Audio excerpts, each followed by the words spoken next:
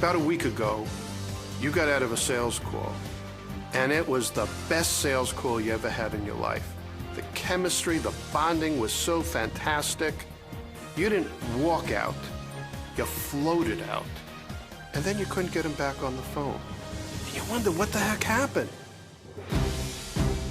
Selling is conversations, and there are two kinds of conversations, safe and serious. In a safe conversation, you're never going to get a stick of business. The prospect is in that conversation for a different reason than you are. In a serious conversation, the prospect has a compelling need and they're willing to discuss it with you. But serious doesn't mean you're closed. Serious just means you opened. The biggest reason salespeople fail is an inability to transcend the gulf between social and business values. See, social values teach us that best efforts are okay. If you use your best efforts, you will fail 100% of the time. The owner of a company calls all the employees together on a Friday afternoon and says, the sales force gave it their very best efforts, but they didn't bring in enough business, so we're not getting paid this week or for the next month. But if we all put our shoulders to the grindstone, I think I'll be able to pay you in a month or so. We know that's a non-starter. The owner of a business cannot work on a best efforts basis. It's do or die.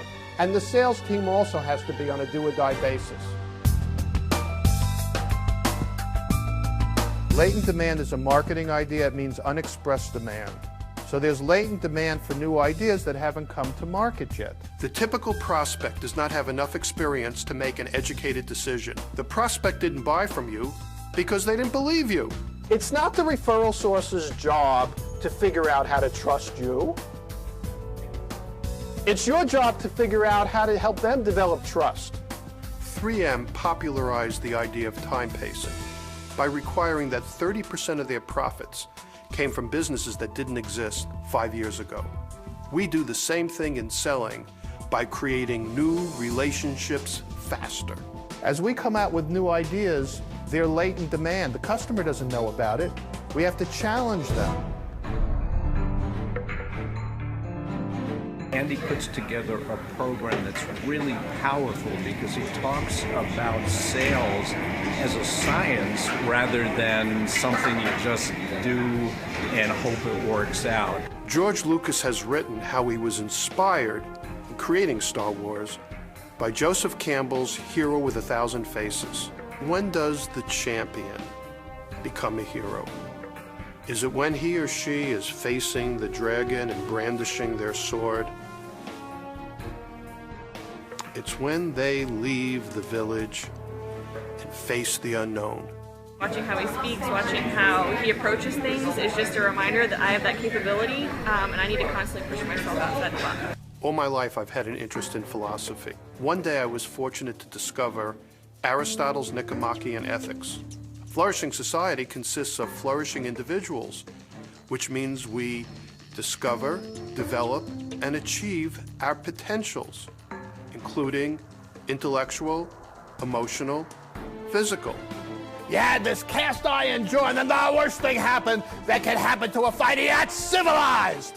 Salespeople, they build a book of business, they become successful, and they become comfortable, and they stop doing the behaviors that built the business because they're civilized and they're above it. You've developed the systems and procedures to have many flourishing departments in your business, including manufacturing, service, finance. But there might be one department, maybe the most important department, which is not flourishing, where you don't have the systems you need. Business development. Urgency is the province of selling. It's action. You can never close interest. The urgency-based selling system was designed to create a sense of urgency to close the sale. Salespeople are missing one critical skill: project management. What I got from Andy Gole was a new level of accountability for the way our sales department operates. My people understand that accountability. We hire differently, we operate differently, and there's a high level of enthusiasm to continue to grow our business.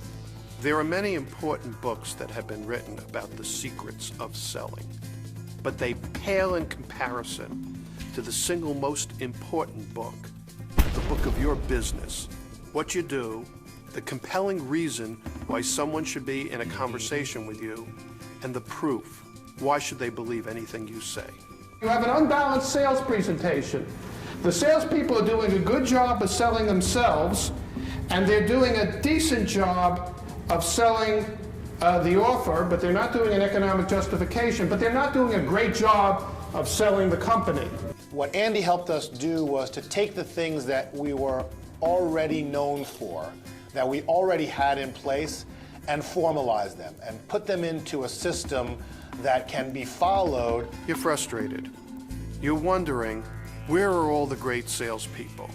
You remember, in the earlier days of the business, the entrepreneurial phase, you didn't have product services, you didn't have customers, you didn't have reputation, but you built the business. You're expecting the same thing of your current sales team, but they're not entrepreneurs. Here's the good news.